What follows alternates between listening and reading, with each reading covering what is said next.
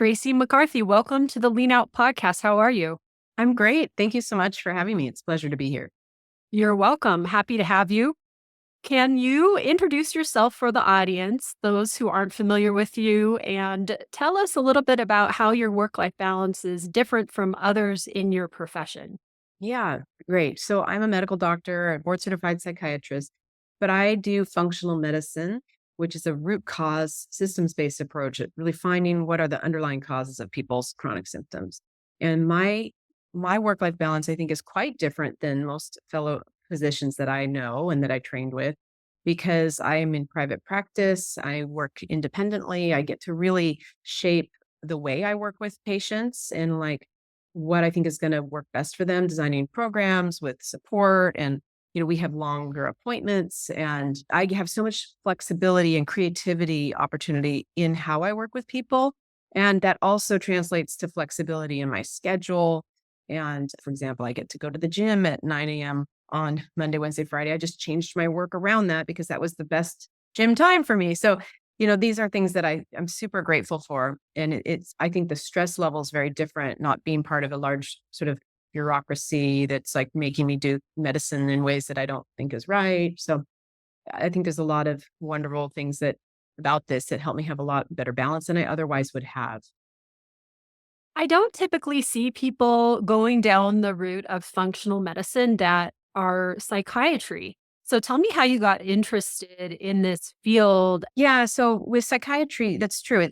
It's not as common that you would find a functional medicine psychiatrist. I think my interest really stems from larger than psychiatry, but I can tell you how it relates. So I went into medicine, went to medical school really excited to learn why people get sick. What do we do about that? How do we help them? And to really understand the body. And the first part of medical school was pretty satisfying that way. I learned a lot. But as time progressed, it became much more about identifying a pattern of symptoms and then labeling that with a diagnosis and then matching that usually to a pharmaceutical. And that really became dissatisfying because I'm still asking a lot of times, why is this happening? Why is this even going on in the body? And there was just often shrugs and no answer. And by the time I was in my training for psychiatry, I came across the literature on chronic inflammation and the role of that in all kinds of chronic symptoms and how lifestyle and nutrition have huge influences on that. And this was really fascinating to me, actually very sort of disillusioning for me because I was really flabbergasted that I hadn't learned a lot of this research in medical school. And that really was like going down the rabbit hole for me. I couldn't look back after learning what I was learning and starting to apply that in my life. But then that was the big question for me. Hey, I'm seeing all these examples of people, putting autoimmune symptoms into remission or with gut symptoms getting improvement. But would this work in psychiatry? I really didn't know. And it's because I was still stuck in that very sort of siloed mentality where the brain is separate from the gut, is separate from the heart, the way that conventional medicine is structured. But now I laugh at this because really we know in functional medicine that everything sort of causes everything. It feels like it just shows up differently in different people based on genes and exposures. So, I didn't come into it via psychiatry, I guess, but then I was able to apply it to psychiatry, which has been so satisfying and exciting. What kind of problems are patients coming to you with as a psychiatrist then that this is helping with? Well, all manner of things. So certainly depression and anxiety are huge. Also cognitive symptoms like brain fog, memory issues. Those are all very common. And people tend to come to me with sort of a group of symptoms. I mean, they will have GI issues or fatigue and have these mental health symptoms. And then I also do have patients with bipolar disorder or schizoaffective disorder, more severe mental illness, and ADHD as well. And there's a role for this root cause approach in all of these conditions. Mm. I suspect that it is very rewarding to be able to pinpoint and figure out a functional problem that you can solve for patients that will either help them get off of a medication or decrease the amount of medications that they're on. Yeah, it's really satisfying for both myself and the patient because that was one of the things I kept running into in my psychiatry, conventional psychiatry training and early career was that people would say, gosh, am I going to be on this medication for the rest of my life? Or they'd be on multiple medications and still having symptoms and then having a lot of side effects. And I mean, medications are tools and some of them are very useful, but they're also quite limited. And so to be able to say, hey, right now you need this stabilization with this medication, but we can dig into, the blood sugar issues that are driving this, or, the toxic issues that are driving this. And as they work on healing those things, then exactly like you said, maybe they don't need the medication or they need less. And they feel so empowered and able to actually influence their health, which is the whole goal. They can take care of themselves. So you mentioned a traditional practice and early on in your career. So you, I assume, worked in a more traditional model after you did your training. Talk about how long you did that and what the transition was like to Mm. get into functional medicine. Yeah. So I got interested in the nutrition piece of this and this approach when I was a resident. Um, but I was just, it was like a hobby. I was like, I was eating differently. My husband was eating differently, and then we had a baby and baby was doing things differently. But when I then finished my training, I did inpatient psychiatry. So working in a hospital with patients who are, for the most part, involuntarily committed due to severe psychiatric symptoms like psychosis or mania. And that setting didn't allow for me to utilize anything that I was learning, especially as I learned that I could apply it to psychiatry. I had no influence over what they were eating or over anything about that environment. And granted, they needed acute stabilization, and often they had larger issues, like they didn't have any, place to stay when they left the hospital. So we couldn't be picky about diet, for example. But that setting was, it was how I supported my family doing that work. And I kept doing my training. And as I continued to train in functional medicine, I got clear to me, actually, I was just reflecting on this yesterday.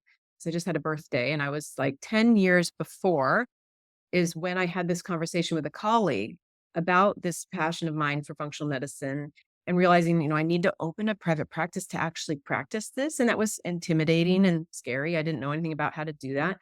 But I was about to turn 40 then. And I thought, oh my gosh, I don't want to be sitting here almost turning 50 and still talking about doing this. And so that lit a fire under me. And I rented my a little office, and then it took a while before I decided to start seeing patients, but then I did. And I was just, like I said, reflecting because I'm like, wow, it's been 10 years and look at where I'm at now. But it was a process. I opened that practice and I did it on the side. And I fortunately wasn't full time at the hospital, mainly because I had little children and I wanted to be more part time. Ironically, that did end up being kind of like full time when I grew my practice because I had two jobs. Yeah. But what I didn't have to do was go into debt over this. I was able to slowly grow my practice as I trained further in functional medicine and also as I learned how to run a practice and learned how to do marketing and learned how to, because I was stepping outside of the um, insurance model. So, it's a cash-based practice that's very different.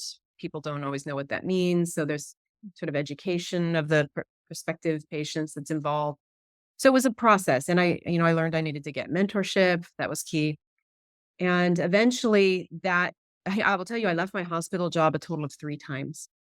I left it the first time very naively, like, oh, I'm going to open my business. And then I was like, whoa, this is actually very complicated. I'm getting very complex cases. I want to slow down and train more. I went back to the hospital job, but at a lower level. And and then finished my certification in functional medicine. Then I left the job again and almost had it right that time, but again, not quite. And so was like, okay, I need to take on a little more work again. Luckily, I had a wonderful relationship with the staff and the administration there. And I was renting an office at the hospital, like in their medical office building. So I was just going back and forth. So it was really, I was so fortunate. They were always happy to have me back. And then each time I had a much lower caseload.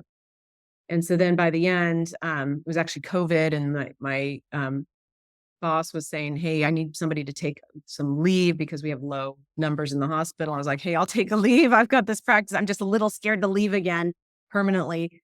But then I was on this leave for like 4 months. It was going fine. We did an extension of that, and finally I was like, "Yeah, I'm not coming back.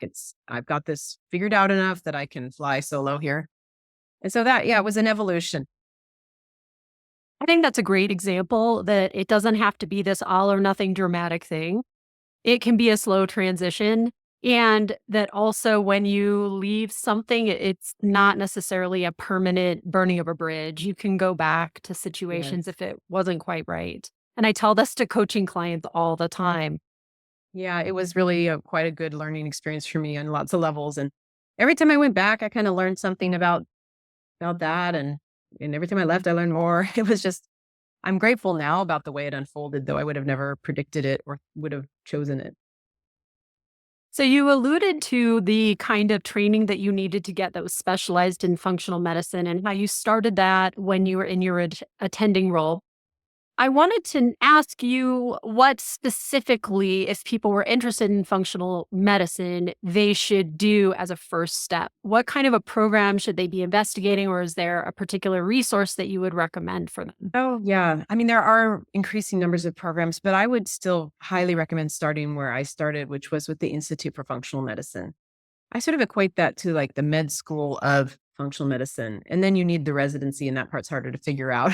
Like you need the apprenticeship and training kind of component. But I think starting with IFM is wonderful. And now there's lots of options for online courses for them. I mean, I went to almost all of mine in person, and it was, a big endeavor. The advantage for that was I met lots of like-minded people, which I did need because I was stepping out of this sort of conventional norm and it was uncomfortable. So it was good to meet people who were like-minded.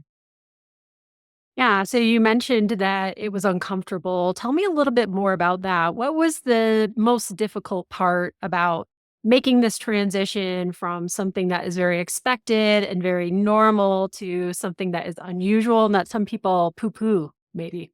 Yeah, no, that's exactly what I was worried about. You know, so I think about Gretchen Rubin, who writes about rebels and the different types of personalities, and I'm like, I am not a rebel. Like, I do want approval. I mean, this is something I've been working on because I don't want to be driven by that. But I think a lot of us have that kind of conditioning when we're young in our society, especially a lot of women. And so, medicine was this like very recognized, approved good thing I could do. I could be a doctor, and that would be like everyone would understand what that was. And when I left the conventional world to do functional medicine, it was kind of terrifying for me because I definitely feared the judgment of my colleagues. And I think fortunately I had a lot of good professional relationships with people. So they knew me enough to know that I wouldn't be doing this if it wasn't like compelling research. And so they definitely didn't give me grief. They didn't necessarily understand it, but they had enough respect for me to not say anything. So, and I did some educational talks at the hospital for staff. And so that was kind of nice because it gave a window into what I was doing and why this was important.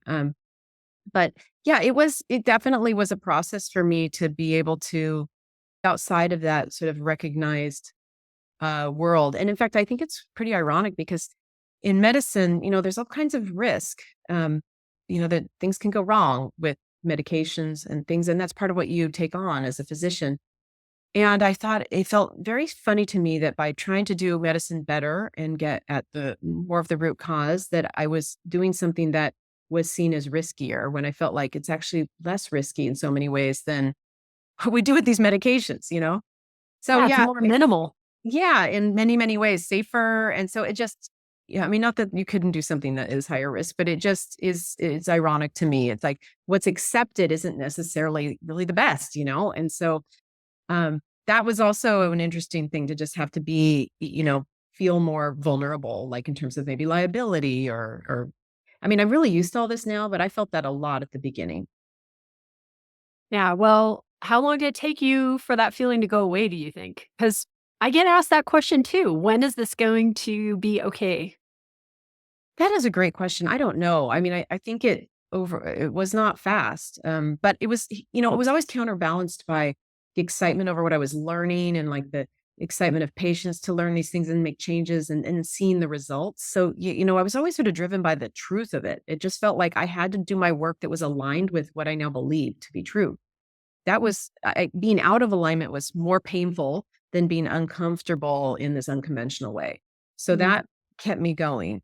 And the other thing is really growing my network of like-minded physicians. I mean, now, of course, I know lots of people in functional medicine. I have colleagues, mentors. So that's also super helpful because then it doesn't, you have your people that you, who get it. And I would say that it's way less, it's not that much of an issue at all now. But then I will say too, that as I continue to learn, I do learn new sort of more unusual things, and then it can come up again, but I work through it, and I always find that it was so worth it to take that next step because I see better and better patient results. Yeah, that's wonderful. And you've mentioned the realizations that you have and that patients have alike, and talk a little bit more about some of the great parts about your practice. Is it a flexible time schedule? You mentioned going to the gym early in the morning. What kind of hours do you keep? How many patients do you see? Like, what? Tell us a little bit about that part. Yeah, that's a great question. It certainly has evolved. And this is what I love is that I can look at it and see what's working, what's not working. Let's try to make another, a shift. I tend to see patients, well, I definitely see patients Monday through Wednesday and currently a lot of Thursdays. That's something I'd like to pull back from so that because I'm working to grow my practice with additional associates. So I Mm. need to be doing a little bit more of that higher level sort of thinking and administrative stuff and supervision. But even then, on that Monday and Wednesday, I do that later, that morning gym time. So I come in a little later. Fridays and Thursdays tend to be packed with, team meetings or clinical mentorship kind of things, or sometimes self care appointments. For me, it can be a big mix, and it gives me flexibility if I need to take a kid to the doctor or something like that. Um, and then I can, of course, book my own vacation time, and there's not any kind of limit on that other than the practical limits of finances and making sure I have enough time to see all my patients. So that's a wonderful flexibility. I don't count how many vacation days I take or something. So Yeah. there's a lot of benefits, but I really, really think the biggest benefit to me is just practicing the way I want to practice with patients. That's like constant joy just to have the time to, I've designed things that I have the time to do the deep dive with patients and really support them and talk to them. And this shows up in that they bring me all their questions and, the things that they can't talk to their regular doctor about because they will like look at them like they're crazy, or be dismissed. I mean, people are dismissed all the time, right? Like, Yeah. oh, your labs are fine, or, you're just getting old. But there's always something that's leading to this. If something is a screw and it's not going to work with a hammer, you're just like, well, I don't know what that is. It just feels like it's not, if it's outside of the practitioner's sort of toolbox or like what they just instantly can recognize, it then is often like, that's not even an issue, instead of like, well, something is going on. I don't know what it is. Like, let's just be humble and honest. That's fine. I'm do that all the time with patients. I don't know what this is, but we'll keep trying to figure it out. So I love to do the detective work and I love that I get to do what I wanted to do when I went into medicine. You mentioned having a kid and also being interested in nutrition yourself. And I'm wondering if you can tell us a little bit more about some of your outside interests and the things that you do in your self care time and in the time that you have that you spend outside of work. Yeah. So I have two boys, a teenager and an almost teenager. And my husband and I and the kids, we like to travel, we like to be outside, sometimes camping or hiking and busy with kids sports and all that sort of usual stuff. So I feel like a lot of our life is that, but it's fun. We're in that phase of life, I guess I would say. And then a lot of, just keeping the house running, right? But luckily I enjoy cooking now that I never cooked until I got into nutrition. And that is the reason I learned to cook because I grew up thinking cooking was super hard because sort of the way my mom's attitude around it was because she didn't like it. It was pretty funny now I look back. I'm like, why did I think it couldn't be learned? I really kind of got that message somehow. So I like to cook. I like to cook with my kids. I like to have them learning and doing that as well. And I feel like I'm seeing the benefits of that because of just sort of the choices that they make. I mean, they're still kids, but they know a lot and they do a lot of good things for themselves. It helps that they're both wrestlers, so they care a lot about their sort of physical performance, and that kind of helps support that. But so there's a lot of time spent on that kind of thing. But yeah, otherwise I think travel, that's a fun thing for us that we enjoy doing together. You asked about my self-care activities. So I mentioned the gym. That's really important to me. I love the reason I have that 9 o'clock class is it's the one that's like social and there's all kinds of there's babies at that class. Like people are bringing their babies and everyone's kind of helping out. And there's like grandmas and there's college age kids. So it's a real fun community. I do kind of CrossFit style workout and I really enjoy that. And then I like to get regular massage. That's a helpful de-stressor. Walking the dog and yeah, and be getting together with my friends, try to really maintain friendships in an intentional way that I didn't for a long time, but I've gotten better at in the last couple of years. That's been really something that helps sort of recharge me. It's great that you've identified that.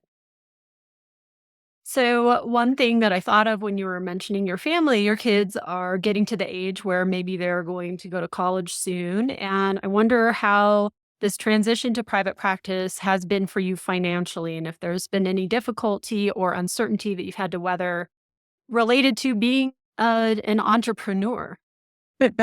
Uncertainty, yes, of course.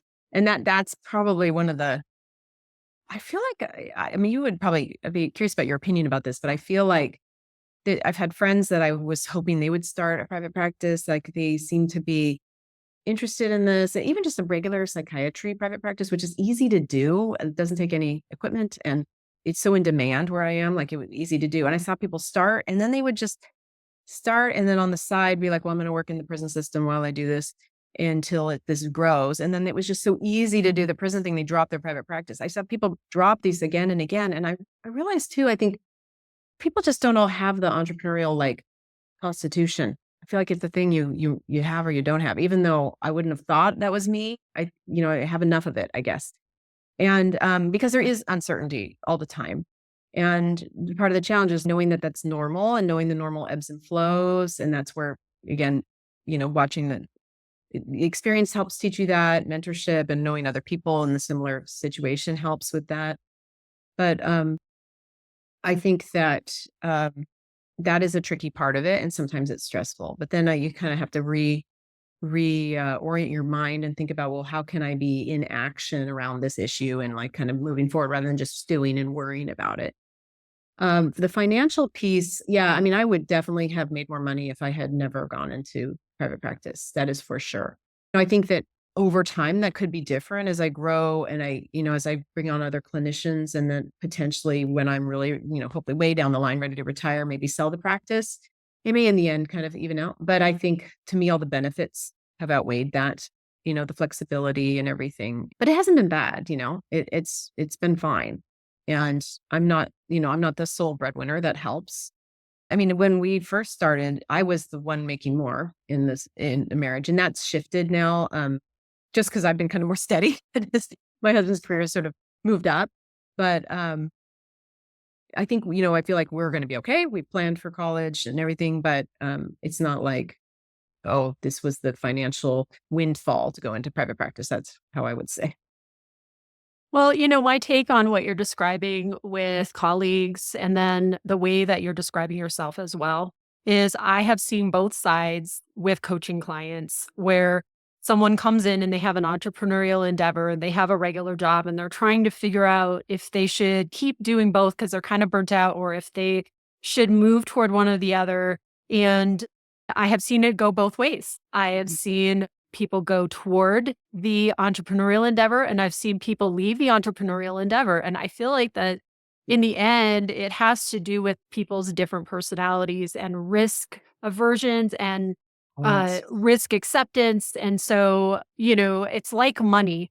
People will invest a certain way or they'll do certain things to manage their money because they have a very specific type of a personality where if they do X, they're going to be super anxious about it and it's going to bug them and it's going to be always on their mind. And if they do Y, their anxiety will go away. And another person might be vice versa. And Yeah. so I think a lot of it does have to do with how people process money. And then that goes way back to Oh, yes. how you grew up. Cause as a psychiatrist, like all these issues from childhood and like scarcity or abundance and things like that. I think I know that way more because of being an entrepreneur than I ever knew as a psychiatrist, because you have to work your money mindset issues out. And you're kind of never done, I think, is what I've learned. Like there's always more to figure out about that because you can do all kinds of strange things because of these issues in your mind. Like not be scared to tell patients some of the things that you think will help them because you're worried that they can't afford it. When it's like, that's their business. My job is to offer them the options, but these money mentality things rear their head in all kinds of ways. So I really resonate with that. Yeah. But one thing that you pointed out in your description of yourself, which I think is very key, is that you have a very strong why.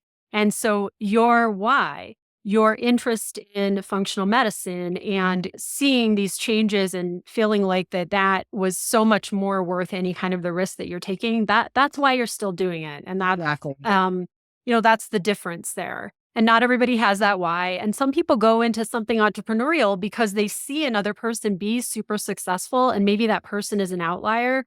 Whereas most people are kind of in the middle somewhere, but they have like a role model and then they think that they're going to get the windfall. And Gonna be it's rare. yeah. Yeah. So, Yeah, I think you're absolutely right. As you were describing people like going both ways with that, I was thinking of even additional colleagues and just having absolutely seen that about, oh, some people really just need the security. It just suits them better. Or they also have other life circumstances where like, I'm thinking somewhere a divorce like kind of cleaned out the retirement fund. So they needed to go somewhere that could support their retirement. And, people just have to find ultimately what fits best, right? We're not all the same. right, exactly. I mean, we're very different in the way that we're comfortable with certain things, the way that we take care of ourselves, process information, all of those things. So, and you mentioned earlier about mentorship and coaching. And so tell me how that helped you, because I'm sure that was part of it was a coach or a mentor letting you have your own personality shine through your decision making. Yeah, I mean, I would not be doing this if I hadn't had coaching and mentorship. I'm 100% sure. And I've had lots of mentors and coaches over the years, like a lot, because I find like I love it and I can't function without it. And to me, it's really worth it. And that's looked different ways. Like it's been group programs, it's been ones that are more clinically oriented. It's been like women's entrepreneurial groups. It's been one-on-one coaching, more geared on finances, all kinds of things.